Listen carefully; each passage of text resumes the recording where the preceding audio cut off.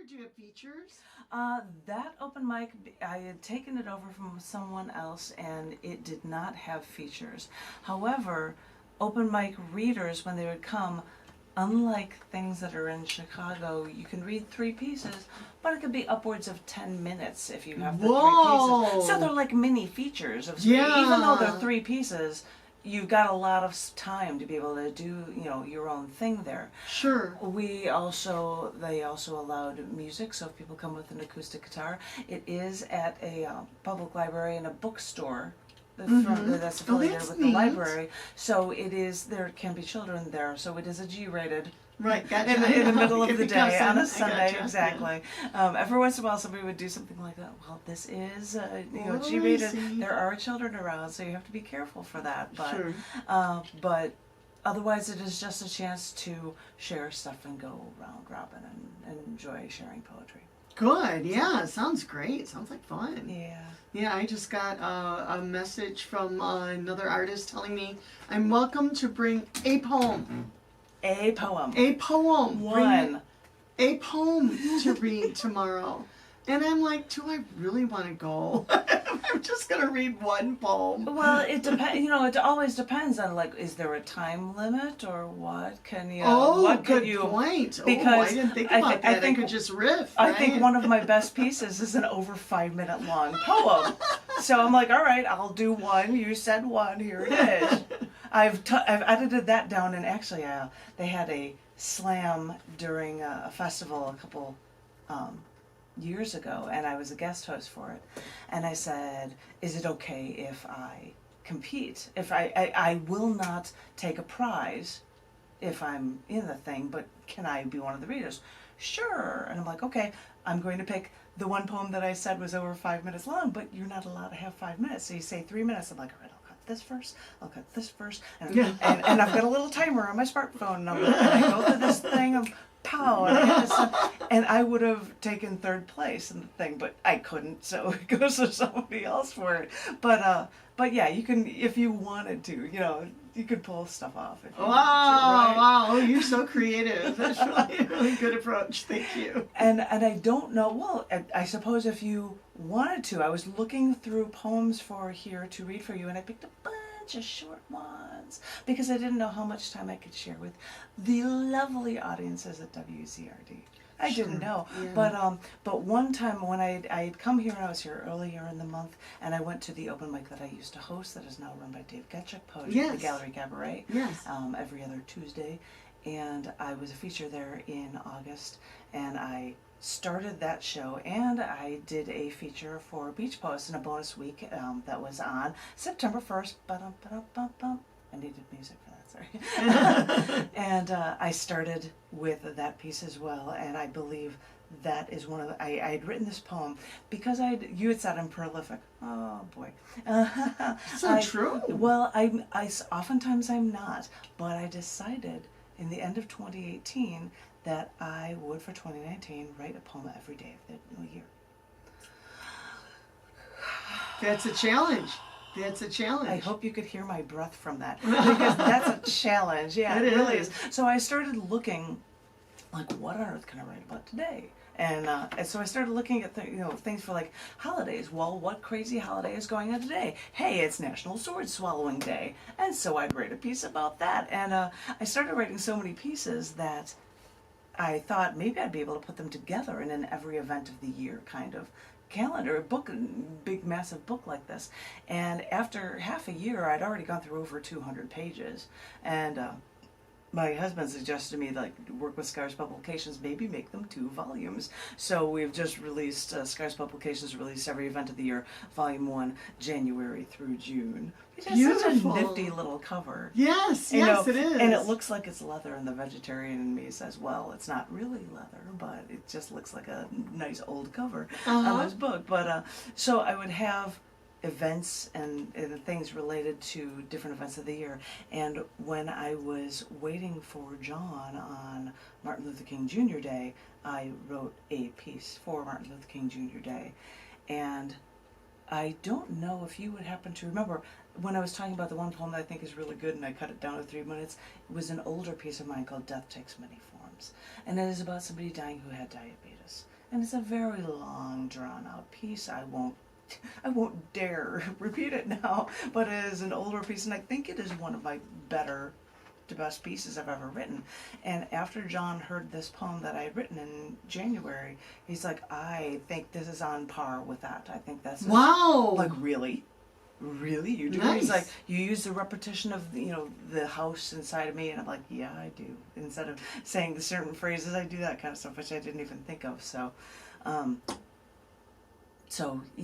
sometimes I strike gold when I'm writing that often. I guess. I hope. A girl can only hope. Yes. It's good. It's like oiling the wheels. You got to keep those wheels moving. And I was comforted because I've read it, and everywhere I've read it, people of African American descent would actually pull over and be like, "That was really good." Nice. And I'm like, I'm grateful because I'm trying to do something that would work for people, and I don't want to step on toes or overstep bounds or anything like that. And sure. So, I don't know if you've got the time. If you would of course, yeah, let's hear it. She says, okay, of course. And that's again a comforting thing about these two books that I had just released. I mentioned at the beginning the Pharaoh Memes book, and I also just recently mentioned the Every Event of the Year book. The poem, I put it in both. Oh, I said, okay. you Nice. better. Of course, for a calendar day, it's in Every Event of the Year, but I said that's going to be the last poem in my Pharaoh Memes book, too, so I might as well include that in there. So I guess this first one is called Our Color, Our Gender, Our Creed. There is a house inside of me. It's a house with a rich heritage, brimming with the knowledge of how our souls have flourished and how it can all be so quickly taken away. There is a house inside of me that has had to shut down to hide everything away because those who didn't look like me decided that I was nothing and treated me accordingly. There is a house inside of me. Its pulse has an infectious rhythm that we've had to stifle to hide from your generic white bread world. We only let it out when we're alone to save us from your madness. There is a house inside of me. I've hidden it away. I've sealed it up and placed it deep within, brimming with my history and my future. And I don't let it out when people can't think of me as human. There is a house inside of me. I've put boards over the windows to save myself from your storm. With your wrath, I've learned to not fight back, only because my captor won't let me. There is a house inside of me, and this house will stand strong even after you have raped me, beaten me, tortured me, tried to kill me, treated me as nothing. But you were so wrong. There is a house inside of me, and what I want you to realize is that this house will outlast yours. Trust me. If your house is built on distrust and such blatant disrespect, your house is bound to collapse. Because after all this time, and after my wanting to fight, I have learned that passive resistance is only a part of my story. Because in these struggles, I have gained a wisdom and a connection that is beyond this house inside of me, beyond this sharing, this inquisitive mentality. So I want you to remember, this house is a simple symbol for all like me, and for those not like me too. Because I have a dream that everyone who has suffered like this, and even those who have not, should share their stories with all of the world, no matter our color, our gender, our creed. This is my dream, because this is how we truly grow. I feel weird for applause, but thank you. But, You're welcome. And that was just in a day. Nice. In a day. Well, I was started by I'm going to save phrases that I feel like could be something. There is a house inside of me. It is empty. Or I think it was from some other rate, and I'm like, nah. But I like there's a house inside of me. What can I do with that? And I just shaved that in as a phrase, and I'm like, I'm gonna go.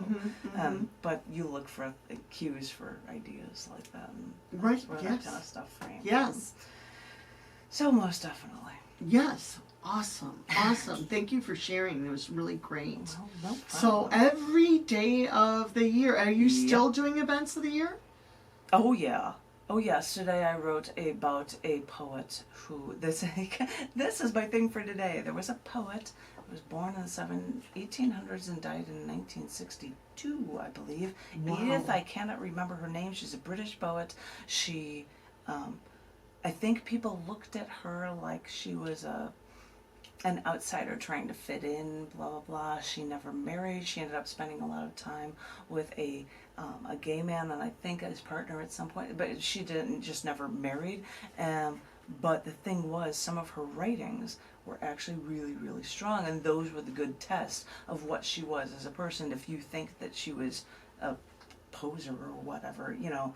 So I wrote about that today, and I haven't shared it with anyone, and I don't have it on me. Oh, that's all right. That's It's on okay. my No, laptop, no. I'm glad because- to hear that you're still writing. Because that will be reserved for volume 2 of every event Every of the year. event of the year. Cool. And they come up with the craziest things. Some of them, I know I've got a thing in here that I wasn't planning to share with you.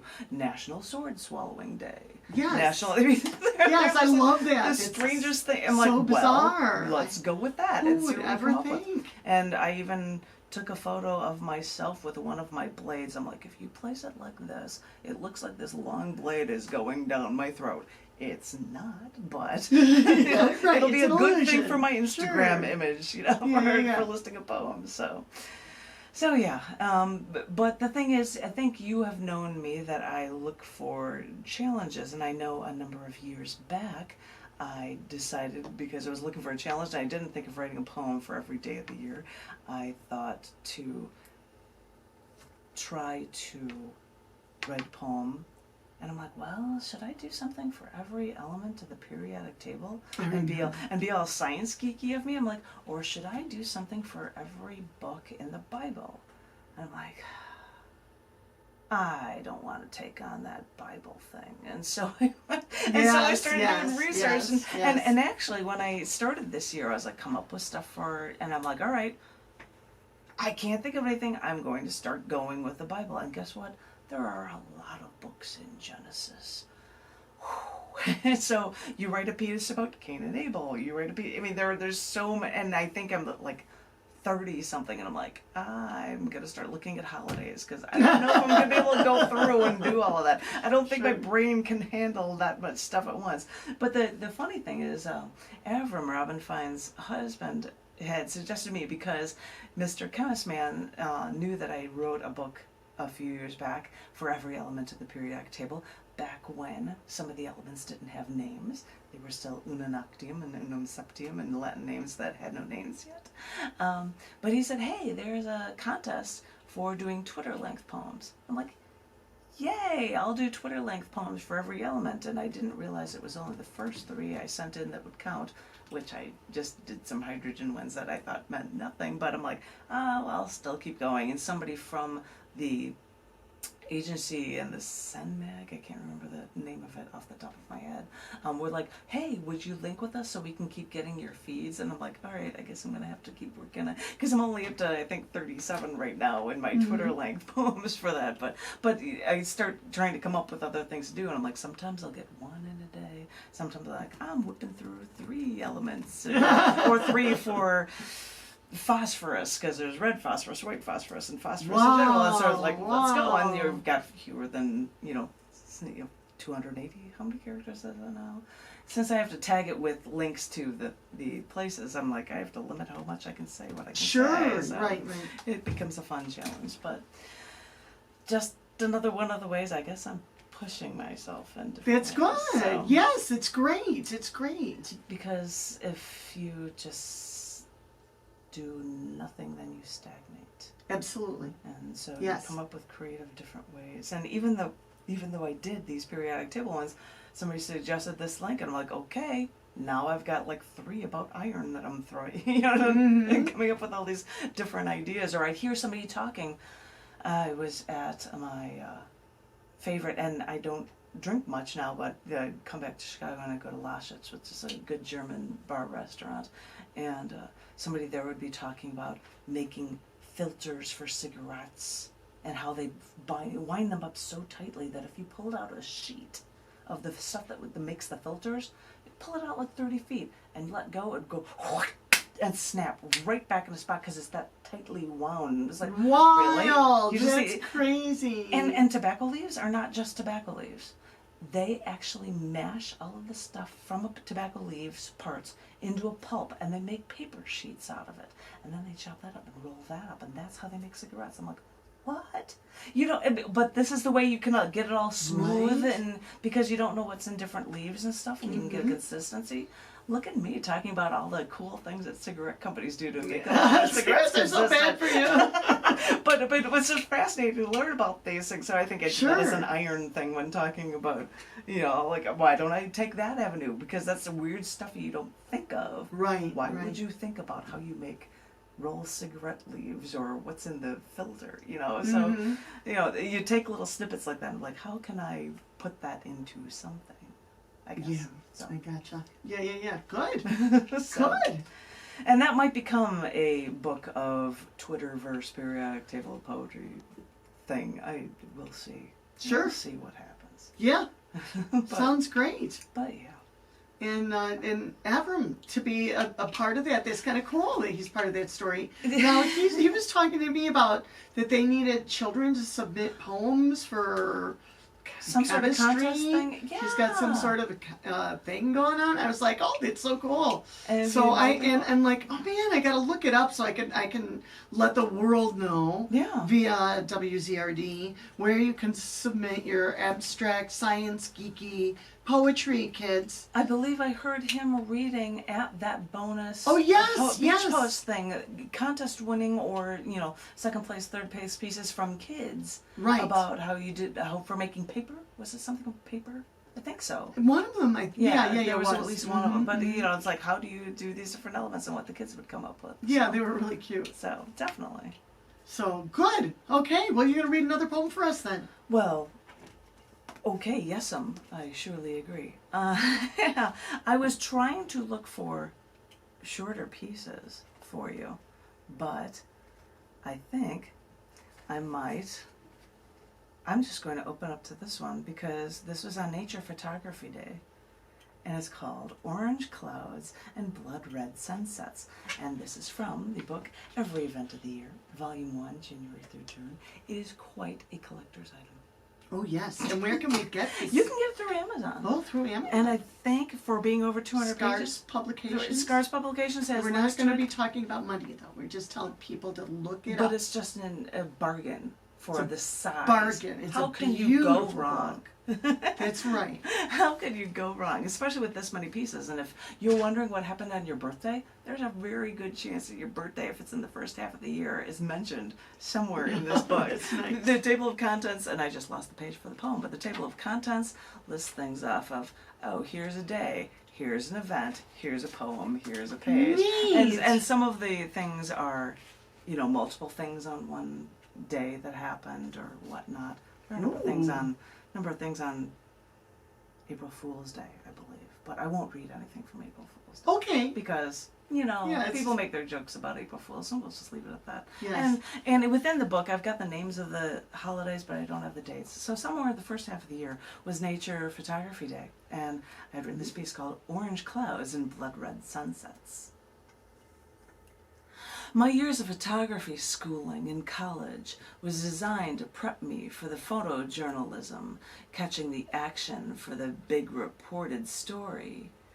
And that camera is an extension of my right arm. I'd be ready at a moment's notice to swing that camera up to my eyes when the time was right.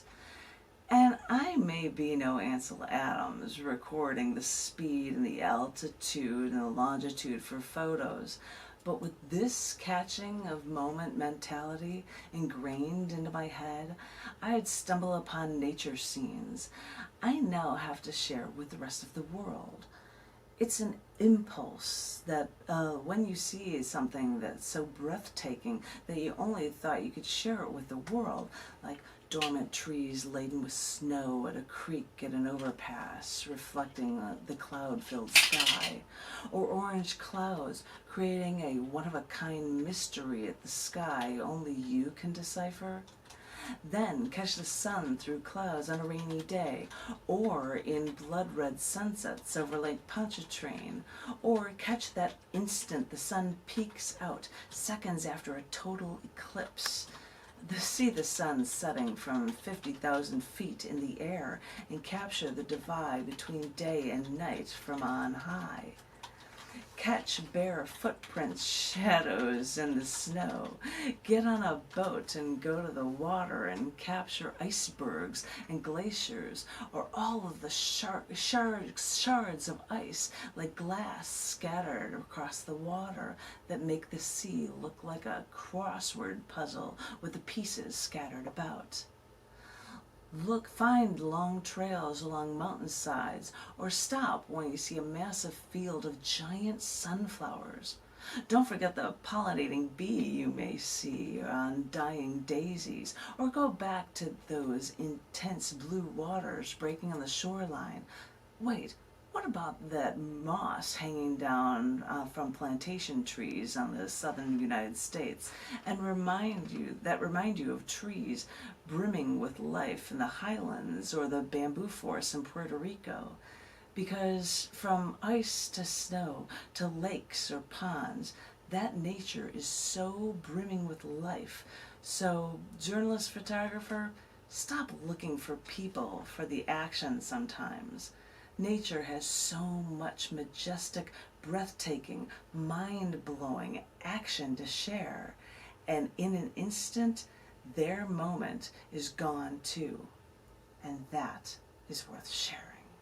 Yes, yes, yes, yes, yes. And I think of those beautiful photographs you showed me that you'd taken like in the Galapagos Islands. I took pictures in the Galapagos Islands. And you were in Antarctica too with the penguins. That was crazy.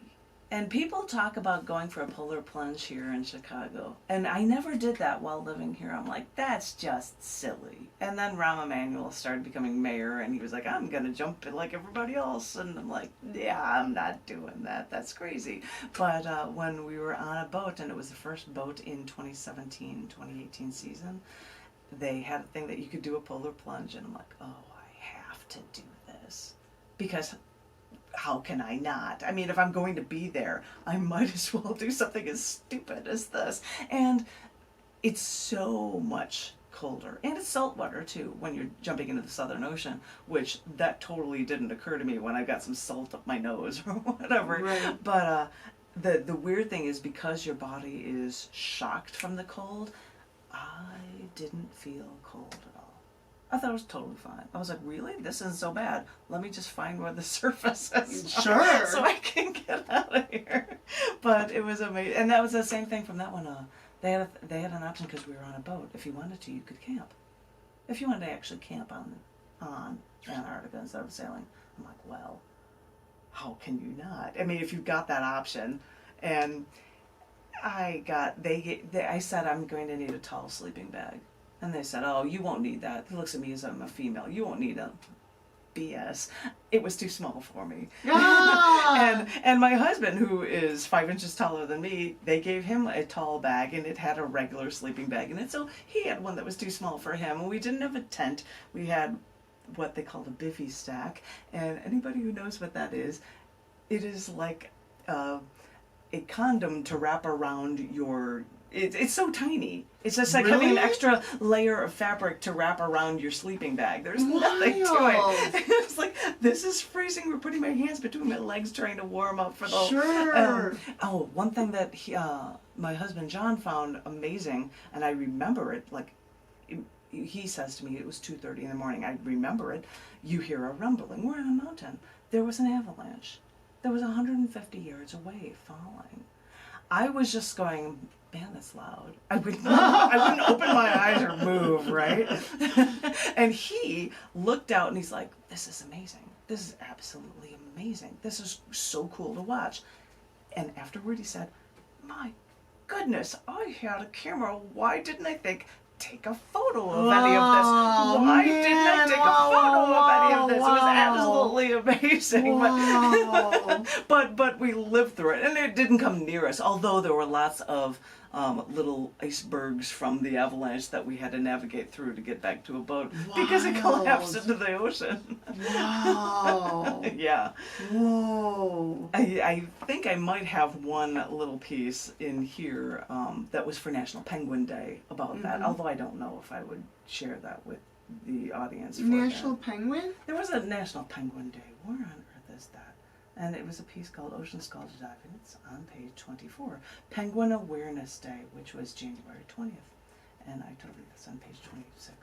All right, I have to go find it in my book because I wasn't planning on it. And it's so much more fun to share it with people and do the action of what these penguins would be doing. Sure. Because there would be penguins. Aww. I'm showing our phenomenal DJ photo of a penguin jumping into the Southern Ocean. This is Ocean Skull to Dive. It's short. The Gentoo penguins run down the mountain to the rocky edge overlooking the Southern Ocean. They get into a single file line at the end. One jumps in, then another, then another, then a dozen more. The last penguin in the line gets to that edge after all the other penguins have dove into the Southern Ocean. The last penguin steps back and forth on his feet in place, turns around, looks at the mountain, turns back to the water, steps in place twice, rocks in place once, looks back again, and then turns to the salt water and dives in. Oh, nice. It's just cute little one. Nice. Oh. So yeah, there are things for crazy things about jumping into the ocean and such, and all sorts of things. I don't know how to be able to go on about stuff, but I happen to actually happen upon, and it's an Eat Your Vegetables Day. Oh, yes. I don't know what Great. day. Because only the table of contents does it say what day of the year that was. But this was an Eat Your Vegetables Day in a row Eat piece Your Vegetables called Day. Eat Your Vegetables, Be a Proper Girl. People who don't know me say I should be a more proper girl. They see me borrowing a bong in Nashville or drinking absinthe in New Orleans and picking the strongest beers at every brewery. They smugly say, if I were a proper girl, I would eat my vegetables. So I think back to all the vegetables I eat every single day, and then I wonder how proper it is of them to have others mass produce and mass slaughter living creatures to satiate their daily desires for steak and bacon. As a vegetarian for decades, I wonder who defines what's proper, coming from those who promote death every meal. Because I eat my vegetables, and I still have fun. That's great. Well, you have to throw in messages, and I think I Right, can. yeah, Right? that's great. That's a thing to do. So, wow, this one is celebrating of the Census Day. It's another short one here that I had thought you might find fun. And this one is called Bronze Sculptures Will Crumble to Pieces. Ooh. Bum, bum, bum. Sculptures. Will crumble to pieces. Now you'll understand what it says when I read this poem for you, celebrating the Census Day. Once visiting the Smithsonian Art Gallery in Washington, D.C., I told friends about enjoying the world through all of your senses. We're used to sight, but I mentioned taste, smell, and touch as we proceeded to walk into a room with a bronze statue of the crucifix propped up against the wall. An interesting surface, one friend thought, and so she touched the cold, smooth metal. Of course, that's when a guard from another room ran in, yelling, "Hey, don't touch that!" But the deed was done.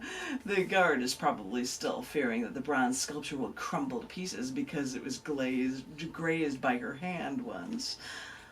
My suggestion to you, feel the textures of the food you eat as it slides down your throat. When you walk outside today, deeply inhale. Smell everything from the foliage in full bloom, or even the smell of the exhaust permeating from the streets outside. Run your hand along the bark of a tree or a blade of grass. Run your hand along the, oh, I said that already, or through the blade of grass, or even in the concrete that the commuters walk down every single day. Note the shapes of the clouds in the sky. Think about how the wind feels from outside or from your indoors fan against your skin. And most importantly, the next time you hug someone, hold them tight. And today, feel everything you can with all of your senses. Yeah. This is what happens when you're looking for all sorts of, things from different events and such. So, I don't know if you would like more or if you would. Yeah, like I've been working with my students. I've been keen observers of what's happening in the world because everybody's sucked into their phone and they're just missing out on everything that's going on around them. I don't know what you're talking about. I'm just instead. So, and that happens to all of us. I mean, and I would sit there and do something, and my husband's like, "All right, I'm going to look at my phone," and then I'm done. I'm looking, and he's still working on his phone, and he's still working on his phone. And I'm like, we are in public. We could be talking to you. He's like, "Well, you are working on something." And I'm like, "All right, well, I'm done. Stop doing what you're doing." But that's what happens when you each go into your own world for doing stuff. He would get mad. He just walked in and stuck his tongue out at me. Although half the time, as of recently, he's having to do work on that because I'm busy looking to see what I might be able to read, say for instance, on WZRD radio. So I'm like, I've got to get all this stuff taken care of. Yes, Exactly. absolutely, yeah. So yeah, and then I think I even wrote something about that for New Year's, which does not appear in these books, about how we would go out, and he had mentioned that we were at a bar once, just talking to each other, and there were two men sitting at a table, just the two of them. They were both looking at their phones, and one would do something, and then they look up at the other one and go, "Hey, that's not funny." Like they're making jokes and cracks to each other over the phone when they could just speak to each other. When they could just speak to each other like normal human beings do. I'm like, what on earth was that? So, and we all have that. And so I think we were hanging out in Austin last year for New Year's. I think New Year's was a Saturday to Sunday, or a Friday to Saturday. No, it was a Saturday to Sunday. So New Year's Eve we spent the day going out during the day. Might as well, weird thing. So we went down to Rainy Street, which is a popular place to go. And I would tell people I went there, like, "You went there?" And I'm like, it's just one thing for a Saturday afternoon, why not? And I would walk into a place and we'd see people walk up and, "Excuse me, do you have any games going on here on the TVs?" And they're like, "No, this is," and they're like, "Oh, okay." And I'm like, "Of course, because the point is to go out in public and pay attention to anything other than the people you came with." Sure. Yeah. Right. Is that true? But in fact, I had said to one of them, because I think it was a Container Bar or something. I cannot remember the name of it. But the names on it looked like elements and squares. And I said, I was just curious what that was. I'm like, because I had written poems for every element in the periodic table, and the bouncer is there, and there's a guard there. And it's like, "Can you read us something?" And I'm like, "Right now?" And I'm like, all right, because I have things on my phone. I'm like, well, I can come up with a haiku. And I think this was for arsenic. And I said, "You ready?" And it goes to the effect of this. In pre-penicillin days, arsenic was used to cure syphilis. and they just look at each other, and the one guy goes, "Well, did